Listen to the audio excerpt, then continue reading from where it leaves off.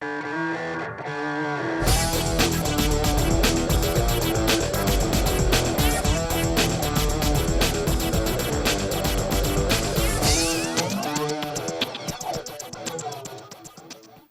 seguimos en Vigo Debate hablando sobre economía, sobre empresas, sobre empleo y, en definitiva, sobre la situación actual y cómo nos afecta toda esta situación, este contexto, al día a día de los empresarios, de los trabajadores y de las familias, en definitiva.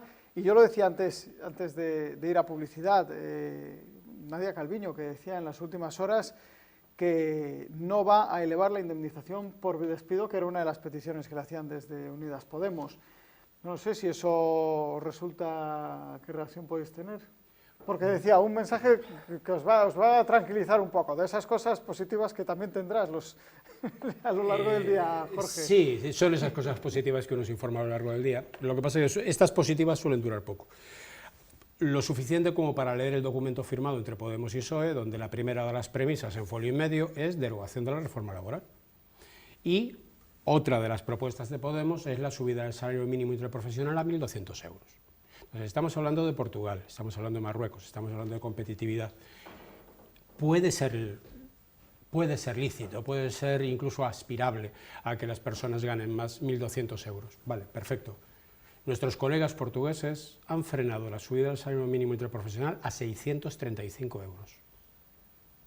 En plenas elecciones, con un gobierno renovado ahora, han acordado frenar la subida del salario mínimo interprofesional de forma de decreto ley, porque dejan de ser competitivos con Marruecos.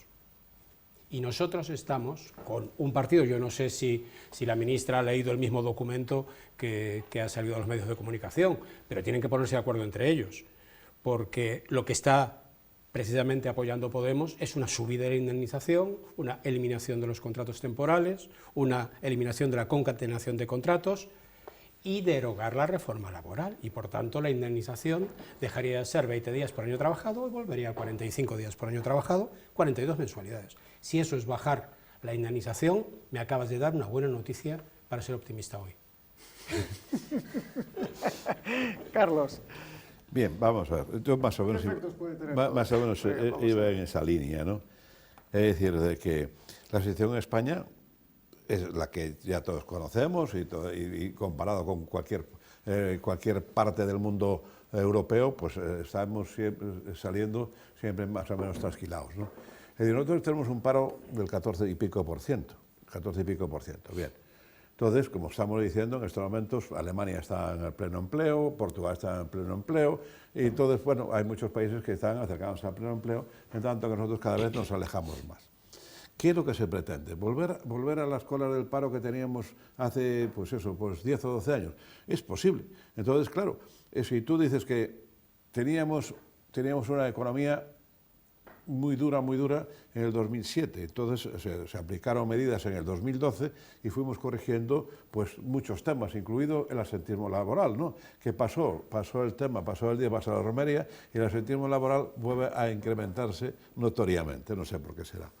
Entonces, hay una cosa que está clara, no sé, hay un señor que se llamaba Franco, dictador, etcétera, etcétera y tal, y que hizo una serie de medidas, se tomó una serie de medidas, entre otras el fuero del trabajador, ¿sabes? El fuero del trabajador era uno de los fueros importantes que tenían todos los españoles, y curiosamente, cuando viene la democracia, el fuero del trabajador prácticamente lo transcribe íntegramente en el Estatuto de los Trabajadores, porque era ya muy difícil superar las ventajas o lo que se podía ofrecer a los trabajadores. Tanto es así que en el Estatuto de Trabajadores dicen que había que aprobar la ley de huelga, que llevamos, pues eso, 40 años o 30 y tantos años sin haberla pensado en ella. Entonces, digo, a mí me preocupa muchísimo el nuevo gobierno que puede salir de ese pacto que tiene entre el PSOE y Podemos. No me refiero, como estamos hablando aquí, te lo estamos diciendo, de que Portugal gobierna solo, pero con el apoyo de los comunistas, y cuando tienen que aprobar los presupuestos, los aprueba con el Partido Popular, por decirlo de alguna manera, ¿no? Entonces, es capaz de hacerlo a un lado a otro. Pero, como vuelvo a repetir, con pleno empleo. Entonces, si todas las medidas encaminadas, como decía Jorge, que es lo que te quería decir yo a ti antes, ¿no? Las medidas encaminadas a todo el tema de incrementar todos los beneficios a cambio de nada, porque hay una cosa, en la economía hay una cosa que es indefectible. Si tú incrementas el salario por encima de la productividad real, aparte que generas inflación. Entonces, si generas inflación, es la pescadilla que se muere de la cola y volvemos al mismo. Paro, más paro y más paro. Entonces, hay que tener en cuenta que España en este momento está creciendo menos del 2%.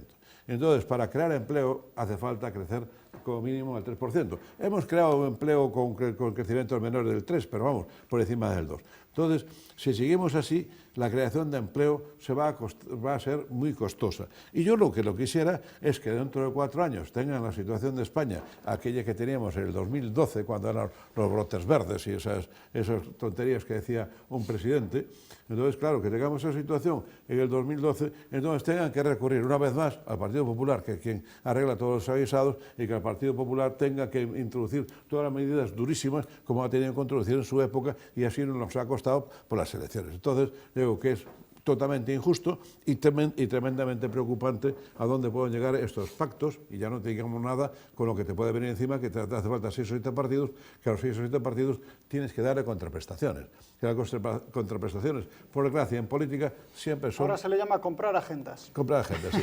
Entonces, las contraprestaciones en política es siempre dinero, dinero y dinero. Y por tanto, ese dinero de algún sitio tiene que salir. Y repito, que tenemos un endeudamiento de más de 1 billón de euros y que lógicamente no podemos seguir así, porque si en cualquier momento empieza a cobrar intereses, el cobro de los intereses pondrían en cuestión incluso las pensiones.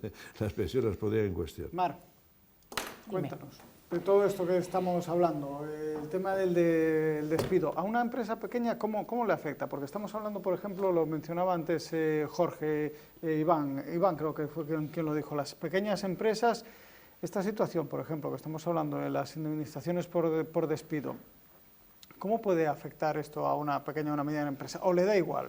No, le afecta mucho en el sentido de que las pequeñas empresas y las medianas empresas y bueno, los micros, pues solo despedimos en el caso de que no tengamos facturación. Quiero decir, es muy difícil conseguir un trabajador implicado, una trabajadora implicada, una persona que continúe contigo y que vaya contigo en el negocio, y evidentemente tú solo despides en el caso de que no tengas facturación. Casi son de tu familia ya. En sí, en muchos casos sí. Al final sí, los pequeños somos así, o sea, crecemos juntos, la empresa crece con nosotros. Yo tengo una pequeña empresa, soy administradora de una empresa familiar y somos familia. O sea, solo despedimos en el caso de que efectivamente no hay facturación. Si no hay facturación, tú no puedes inventártela. Entonces, bueno, pues para nosotros claro que nos afecta mucho tremendamente el tema del despido. Lo que pasa es que, bueno, al final, con estas subidas de salario, con estas bajas, yo me quedo en la mitad.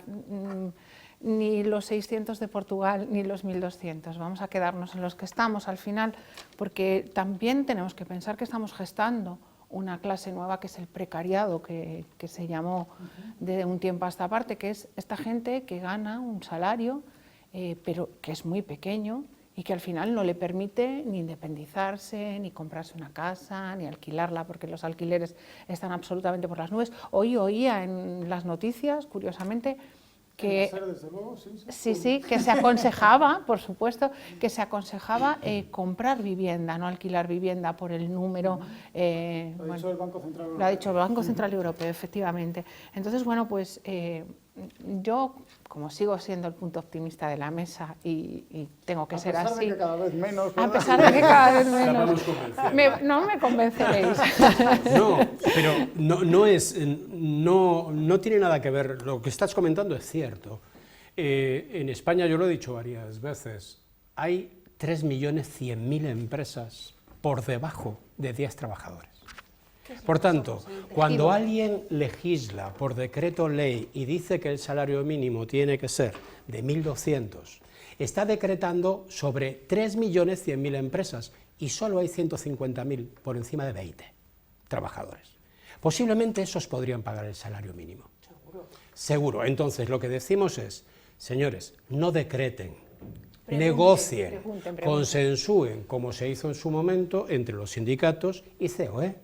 Vamos a pactar un salario mínimo de 14.000 euros al año, lo vamos a hacer progresivamente, que los precios se puedan ir recuperando, que la propia administración te permita hacer la reevaluación de los precios a los que le vendes, y en un plazo de 2 o 3 años, esto pues tenía toda la lógica, y se firmó. Pero aparece un decreto ley que dice, no, son 900. Sí, pero hay un tema que los 1.200 euros tiene un efecto llamada. No es que digas tú, usted cobra 1.000 y va a cobrar 1.200, pero que estaba cobrando 1.200 sobre el 1.000, dice, se produce un deslizamiento seguro quieto, de todos los salarios. Si tú, claro, el que estaba antes cobrando 200, yo quiero cobrar, o sea, en lugar de 1.200, quiero cobrar 1.400. O sea, claro, que haces un corrimiento de salarios total en toda la escala salarial de la empresa. Pero eso no, que quieran no significa que se tenga que producir. Bueno, pero... ¿No? Por ahora lo que estás haciendo es aumentar el salario mínimo. Depende de los conceptos salariales que tengas.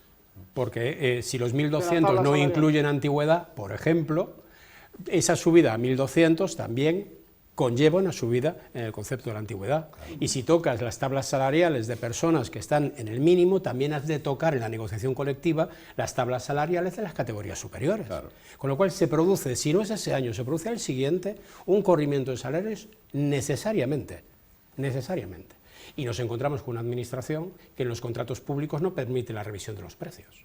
Por tanto, yo tengo un contrato de seguridad durante 3 años en el aeropuerto de Adolfo Suárez, yo he concursado con unos precios, ahora es la administración la que me sube mis costes salariales, pero no me deja repercutir. Con lo cual, ¿qué hago? ¿Qué hago?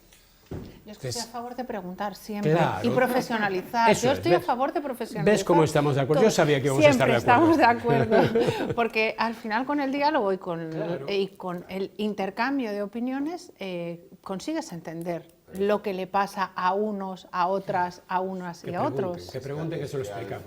Yo que también soy optimista, no estoy tan seguro de que con el diálogo se llegue siempre al mismo bueno, al yo puerto, estoy a favor de hablar adecuado, siempre. Pero bueno, eso de yo estoy a favor de preguntar siempre. Pero yo no creo que a ciegas sea fácil el dirigir una nave, ¿no? Es decir, al final con los ojos cerrados yo creo que es más complicado dirigir un coche, una moto, una nave, ¿no? Y al final, pues los políticos están dirigiendo una nave, ¿no? Porque al final España es una nave 400.000 millones de ingresos y 400.000 millones de gastos, solo. Correcto. Solo. Correcto. Entonces, al final es un poco lo que, por desgracia, venimos hablando, Jorge, en demasiadas ocasiones ya. Es decir, señores políticos, o sea, por favor, vayan a las organizaciones empresariales, a las asociaciones empresariales, escuchen a las mujeres, escuchen a los hombres, escuchen a todo el mundo y hagan caso un poco de quienes conocemos el mercado. Es decir, o sea, al final es lo que dice Jorge, o sea, no se puede hacer decreto cuando no el 100% del conjunto es igual. O sea, no se puede tratar a todas las empresas por igual, no se puede tratar a todos los trabajadores por igual, no se puede tratar a todos los empresarios por igual, no se puede tratar a todo el mundo por igual. Y yo creo que facilidades desde las personas que representamos, los organismos profesionales, colegios profesionales, organizaciones empresariales, yo creo que nuestra predisposición a intentar poner nuestro granito de arena, nuestra colaboración para que los políticos puedan escuchar la realidad de la calle, la realidad de la empresa, la realidad del trabajador, la realidad de la mujer, la realidad de todo, nosotros lo ponemos, pero es que muchas veces no se recoge el guante. Y yo invito a que se escuche más a la gente, porque será más fácil legislar y dirigir una nave escuchando a quienes forman parte de ella. Perdón, y puntualizo. Yo creo que os iría estupendamente escuchándonos a las mujeres. Pero seguro, además estoy convencida, convencida, no sé por qué no... ¿Crees que no las escuchamos? Estoy convencida de que algo... Te aseguro que pero sí. no todo lo que deberíais. Estaríamos seguramente en otro puerto. Estaríamos Jorge. en otro puerto con esta seguramente. Oye, cuando yo hacía al inicio del programa esa fotografía, hablando sobre el Brexit, la situación internacional, la inestabilidad política, la verdad es que omití una pata que quería dejar para el final. Ya sabéis que la guinda del pastel siempre viene al final y es la situación de Cataluña. Nos quedan 10 minutos de programa y quiero saber si vosotros desde aquí, desde Galicia, ahora hablo un poco territorialmente, desde Galicia entendéis que la situación de Cataluña nos puede afectar a la competitividad de Galicia, de España, dentro de Europa y dentro del mundo. El presidente de CaixaBank reconocía en las últimas horas también que esa situación está afectando económicamente a Cataluña, desde luego, y por lo tanto también a España. Pero sin duda, yo creo que el que diga que no puede afectar un problema que se viene generando desde hace mucho tiempo, que ha afectado a más de 6.000 empresas no pequeñas, que han trasladado sus centros de decisión fundamentalmente y el domicilio fiscal de su empresa. Pero ojo, que una empresa como SEAT esté diciendo que se está planteando irse a otro sitio y posiblemente fuera de España, porque no tiene plantas donde poder fabricar 500.000 vehículos, Marruecos, Chequia, Polonia. A ver, yo creo que esto no se puede obviar, el impacto económico que esto tiene. ¿Está generando impacto económico en nuestras empresas? Por supuesto que sí. Nosotros tenemos conserveras, tenemos empresas del textil, tenemos empresas de la piedra que tenían clientes en Cataluña. Muchos clientes y con unas facturaciones relevantes, y ahora mismo han tenido la mala suerte de Cataluña y han tenido la mala suerte del Brexit. Están buscando mercados alternativos para sus productos. Entonces, y después se está generando una polarización y una crispación en la sociedad que incluso creo que en Galicia hablar del tema Cataluña empieza a generar conflicto. Sí, porque hay personas que quieren seguir en la línea del diálogo, y es muy loable, y otras personas que requieren una solución mucho más drástica.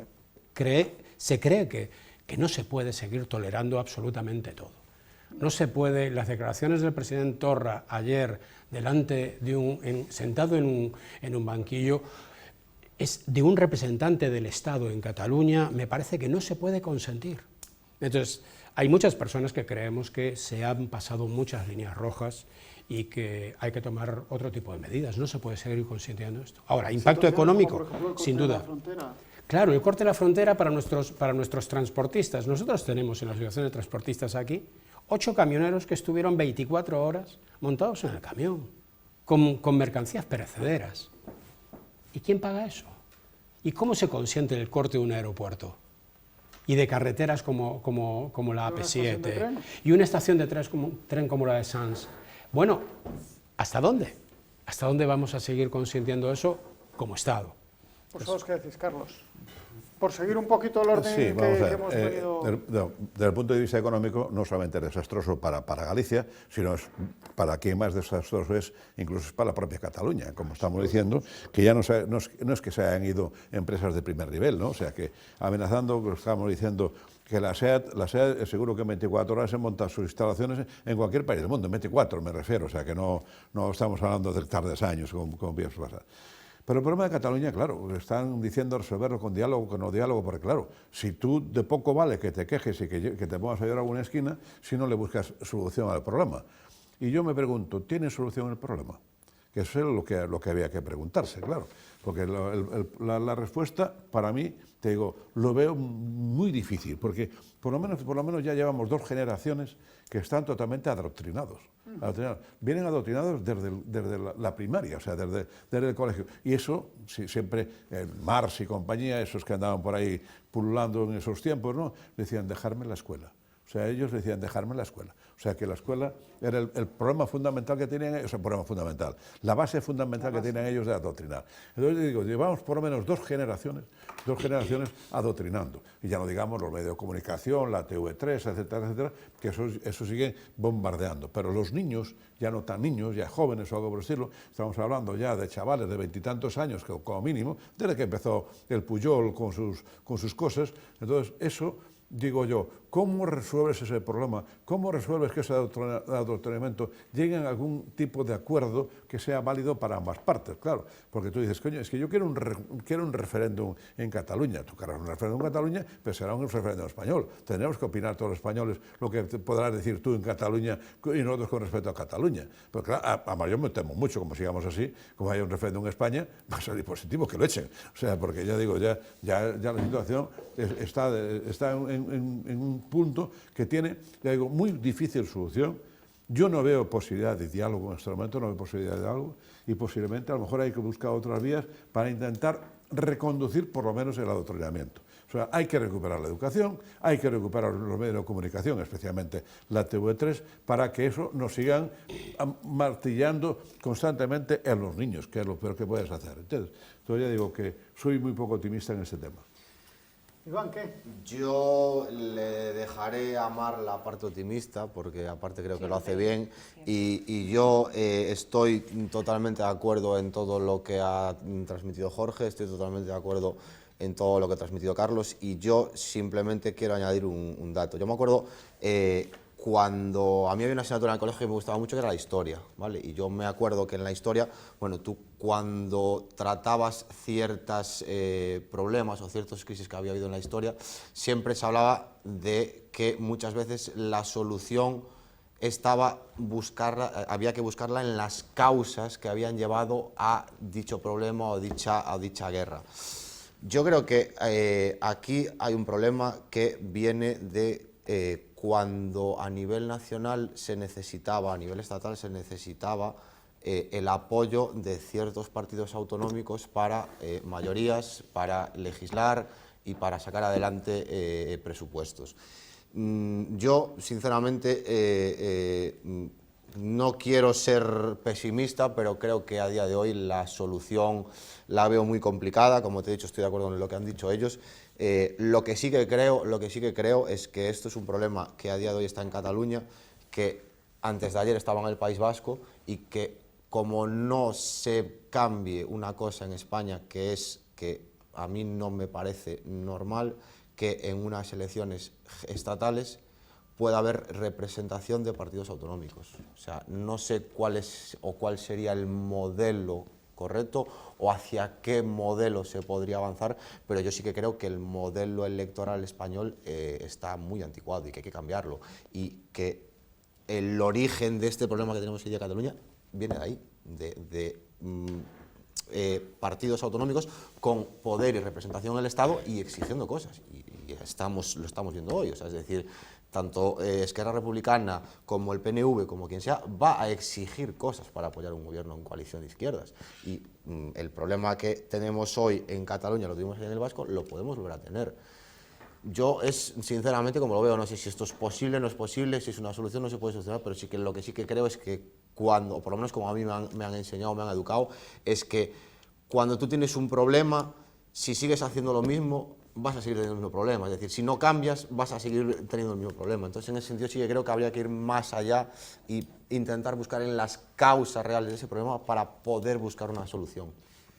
Mar, la parte optimista, por lo menos para despedir, bueno, chica. yo la verdad que no sé cuál es el origen del problema, ni tampoco sé cuál es la solución. Lamentablemente es un tema muy complejo. Es que es un tema muy complejo. Además, el posicionamiento desde el cariño hacia una tierra es muy complicado. Yo le tengo mucho cariño, bueno, a España y efectivamente a Cataluña. Entonces, posicionarme, yo tengo familia allí que tiene sensibilidades muy diferentes. El presidente de la SEAT ha recidificado, le han debido de tocar las orejas hace no mucho rato, y antes de que yo saliera... que le van a bloquear la fábrica sí, los de los grupos. Me preguntabas, ¿afecta realmente el problema de Cataluña a la economía española? Pues lamentablemente vivimos en el mundo de la imagen, y la imagen internacional de España y Cataluña, por defecto, está siendo gravemente dañada, no podemos olvidarlo. Solo para recordarte, eras la parte optimista, ¿eh? Soy la parte optimista, vale. Pero yo tengo esperanza. Al final yo creo que debemos de ver como cuando fue la crisis en el 12, Carlos. Sí. Bueno, aquí nos llegó un poquito más tarde, nos llegó así como a rebufo. Yo pienso que la gente que sobrevivió a esta crisis tan grande fueron auténticos héroes y auténticas heroínas, siguieron adelante. La natural, ¿no? Sí, de alguna manera hubo una especie de purga. Yo espero que sigan sobreviviendo. Y con el tema de Cataluña yo espero que también tiene que haber una solución. Que puede pasar por el diálogo, porque ya sabéis que me gusta mucho hablar, y entonces a lo mejor hay que hablar y hay que escuchar. Tremendamente a favor de escuchar siempre. espero que si hay un referéndum a nivel nacional no se decida, como dice Carlos, que la gente se vaya. No, por favor. Porque al final lo que no podemos olvidar es que el enriquecimiento de todas las personas viene de toda la diversidad y nos olvidamos de que somos distintos, pero que somos un conjunto y que hemos sido grandes por ser un conjunto de diferencias y de diversidades. Has dicho un dato muy importante y un poco que creo que está acabando el tiempo por concluir, es que si tenemos dos orejas y una boca es porque tenemos que escuchar más de lo que hablamos, ¿no? Y que muchas veces deberíamos escuchar más y hablar menos. Yo os voy a decir que en esto del tema de Cataluña, una vez escuché al alcalde de Vigo, precisamente, Abel Caballero, en una conferencia que dio en Fórum Europa, en el Hotel Pazo de los Escudos, y era cuando se empezaba a suceder toda esta situación, y recuerdo que fue cuando él accedió a la presidencia de la Federación Española de Municipios y Provincias, y en su equipo de gobierno dentro de la FEMP había representantes de Cataluña, y había muchos catalanes, y se le preguntó entre el público, pues se pueden hacer preguntas, se le preguntó por esa decisión, en un momento que estaban las cosas muy sensibles con Cataluña. Oiga, ¿cómo es que dentro de la Federación Española de Municipios y Provincias, tal y como están las cosas, usted pone a representantes de Cataluña en este caso? Y Abel Caballero dijo algo que yo creo que se ha dicho poco y se tendría que decir mucho más, y es que lo que tenemos que hacer con los catalanes es explicarles que les queremos en España. Y a lo mejor eso no se ha hecho lo suficiente, explicarles que les queremos en España y por qué les queremos en España y cómo queremos que formen parte de España. Al final, claro, exactamente. Decirles, pero parece que la reacción de buena parte de la sociedad española, y no quiero generalizar tampoco, pero sí que ha habido un movimiento en este sentido, parece que la reacción de buena parte de la sociedad española ha sido más bien la de rechazar y odiar a los catalanes y todo lo que tenga que ver con lo catalán, y a lo mejor la reacción tendría que haber sido la contraria, la de no, es que no sabemos por qué os queréis ir, porque aquí os queremos en España.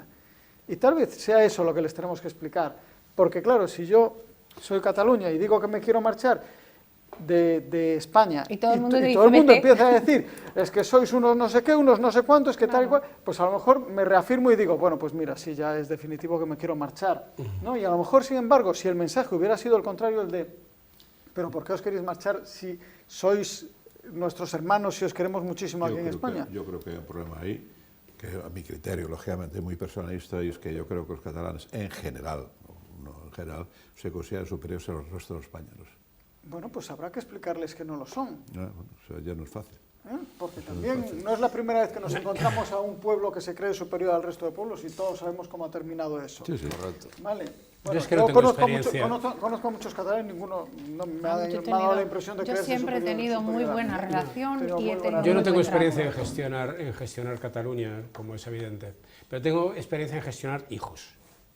Y mucho yo le puedo decir mucho más complicado. Sí. Y yo le puedo decir muchas veces a mi hijo que quiero que siga en casa, pero tiene 15 años y quiere salir de noche. Y entonces yo negocio con él y me siento y hablo y dialogo. No puedes salir, eres muy joven, no debes salir. Hay muchos problemas fuera, hay amenazas.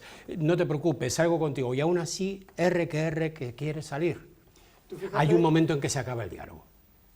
Porque alguien tiene que decidir. Pero tú fíjate si en lugar de hablar con él y explicarle que en casa le quieres mucho, le dices que es un sinvergüenza y que esto y que lo otro y lo demás allá, te aseguro que no va a esperar a después de cenar para ir. Sin duda.